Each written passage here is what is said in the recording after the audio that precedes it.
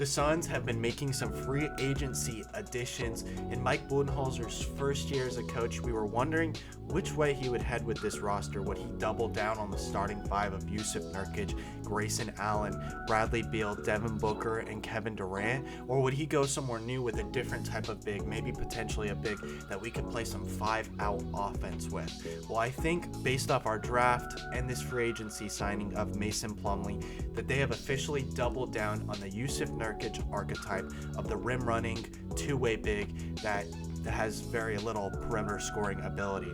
Last year in Plumlee's 11th season, he played for the Clippers. He averaged 15 minutes a game, 5.3 points per game, 5.1 rebounds, 1.2 assists, about 0.7 stocks a game. He was expected to sign with the 76ers, but ultimately had a change of heart and chose to come to the Valley.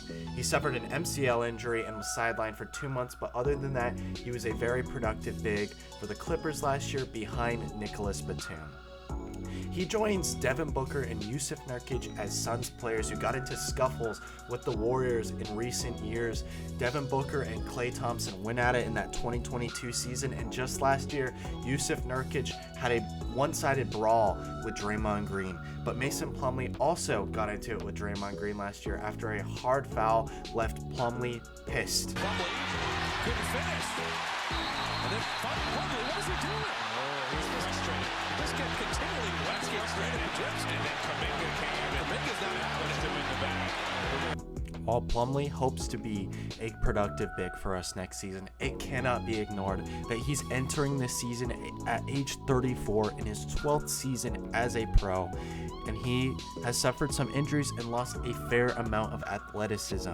He's still an excellent finisher at the rim, and he still can guard the rim and contest people's shot down in the paint, but he cannot block shots anymore. He's lost so much athleticism that it's just not a part of his game. One of the downsides of signing a big like Plumlee and having a big like Nurkic on the starting unit is you're not going to get a lot of good perimeter protection from either of these guys. I think if we need perimeter protection in a game, we're going to have to go with a guy like Oso Iguodaro because it doesn't seem like another big is coming. I think these three of Oso Iguodaro, Jusuf Nurkic, and Mason Plumlee are going to be our front line and our frontline depth going into this next season.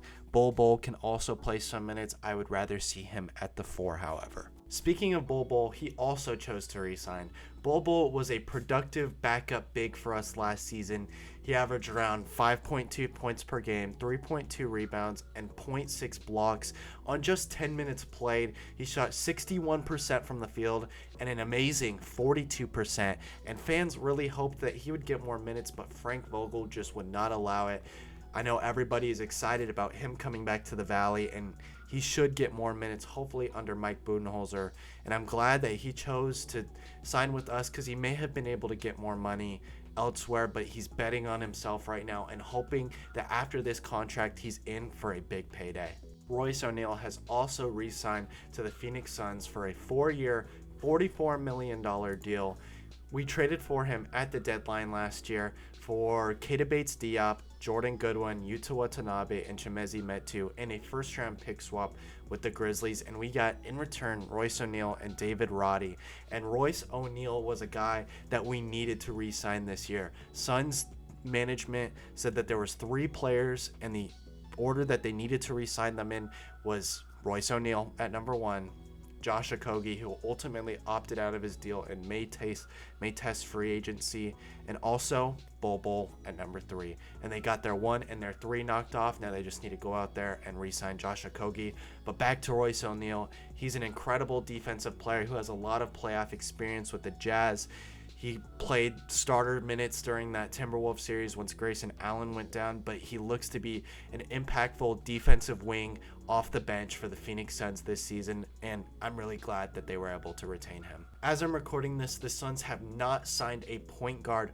Aaron Holiday, the former Sun, just got signed by the Houston Rockets and is returning, which means he's off the board for us. Chris Paul is off the board for us as he just re-signed with the Spurs yesterday. And a potential option that was floated by NBA Central is Kyle Lowry. He said that the Suns may be interested in trying to get Kyle Lowry, and that's an option I would love to see. Also, Torrey Craig, Javon Carter. There's a couple very good point guard options left on the market, but the Suns need to act quick because they are going fast. Once again, thank you. This is the 480 experience, where we break down everything Arizona sports. If you're interested in my draft analysis of Ryan Dunn and Oso Iguodala, those will be linked here. And please go watch them. If you like this video, like, subscribe, comment what you think. What should the Suns do at the point guard position this offseason? Thank you guys.